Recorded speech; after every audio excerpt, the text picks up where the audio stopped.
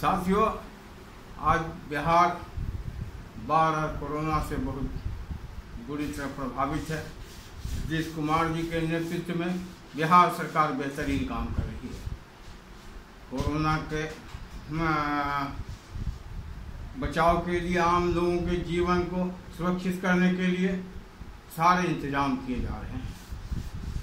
बाढ़ में फंसे, बाढ़ प्रभावित लोगों के लिए जो हेलीकॉप्टर होता है एयरफोर्स का, उससे फूड पैकेज गिराया जा रहा है और जो जहां है रेस्क्यू करके लाखों लोगों को बाढ़ प्रभावित क्षेत्रों से निकाला जा रहा है। पूरे बिहार में आज के डेट में 271 से ज़्यादा कम्युनिटी किचन चलाए जा रहे हैं। सैकड़ों राहत केंद्र खोले गए हैं। भोजन आदि की सारी व्यवस्था की गई है। बाढ़ पीड़ित जो प्रभावित लोग हैं, उनके लिए अलग से जो पीड़ित लोग हैं 6-6 हजार रुपया प्रत्येक परिवार को देने की व्यवस्था की गई है। साथियों, इतना बेहतरीन काम बिहार सरकार कर रही है, शायद ही कोई सरकार इस ओर इतना ध्यान दे पाती। साथियों, ऐसे समय में जब सरकार बेहतरीन काम कर रही है, सरकार की प्रशंसा होनी चाहिए, लेकिन नेता विरोधी दल तेजस्वी यादव, इनको लग रहा है कि ये क्या हो रहा है, कि चलन और ईर्ष्या से ओत प्रोत होकर के ये नीतीश कुमार के खिलाफ बयानबाजी करने पर लगे हैं। सरकार के खिलाफ अनाप शनाप झूठ फरेब बयान देने का काम करते हैं। इनको तो मदद सहयोग करना चाहिए।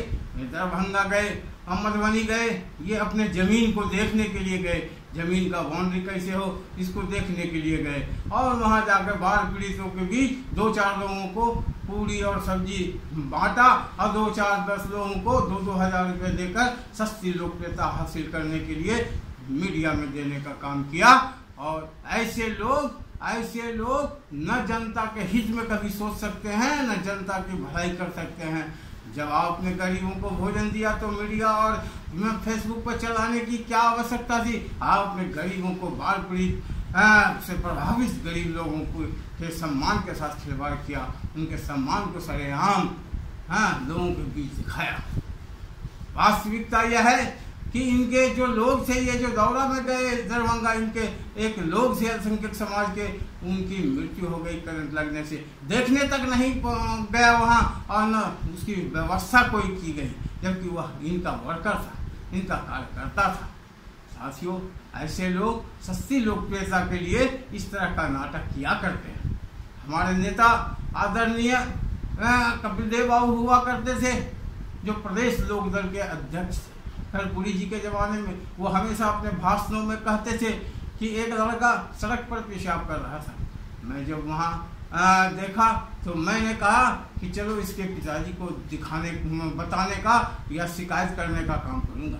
जब उसके दरवाजे पर पहुँचा तो वहाँ मैंने एक छप्पर पर एक बुजुर्ग को देखा पेशाब करते हुए।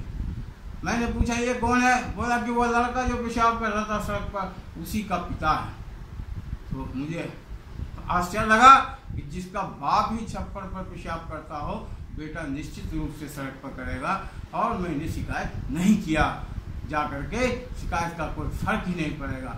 तो ऐसे लोग निश्चित रूप से हैं जिनका पिता बाढ़ पीड़ित के समय में कहता था कि मछली भात खाओ, बाढ़ समाप्त हो जाएगा। आज उसी का बेटा ये नकली आंसू बहा रहा है बाढ़ पीड़ितों के। साथियों, आपको समझना होगा, जानना होगा कि ऐसे लोग नेता प्रतिपक्ष के पद की गरिमा को भी गिराने का काम बिहार में किया है। ऐसे लोग न कभी राजनीति में पनप सकते हैं, न आगे जा सकते हैं।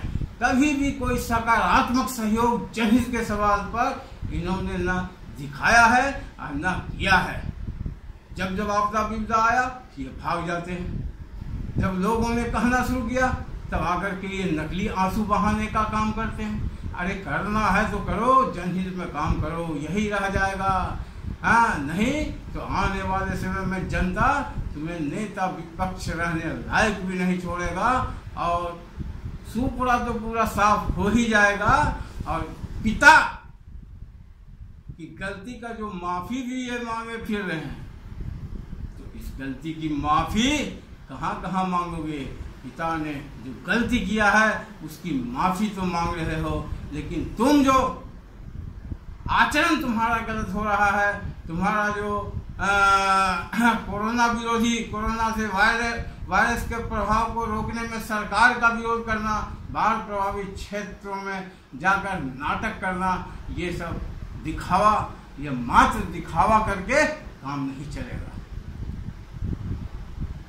आप नेता विरोधी दल हैं तेजस्वी जी, आपको आगे आकर के सरकार के साथ कंधे में कंधा मिला के आपदा विपदा में सरकार के साथ एकजुटता दिखाते हुए आम जनहित में काम करना चाहिए था।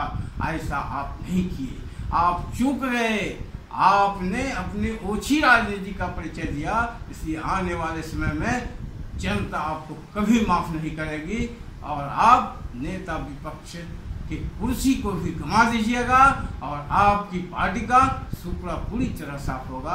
इन्हीं शब्दों के साथ मैं आप तमाम लोगों से अपील करता हूं कि आप लोग संयम धैर्य बनाकर रखें और जहां भी हो बाढ़ पीड़ित से प्रभावित लोगों को अपनी ओर से भी सहयोग मदद करते रहें। सरकार के साथ मिलकर, प्रशासन के साथ मिलकर कोरोना वायरस के फैलाव को रोकने का जो गाइडलाइन है उसका पालन करते हुए सहयोग और समर्थन सरकार का करने का काम करें।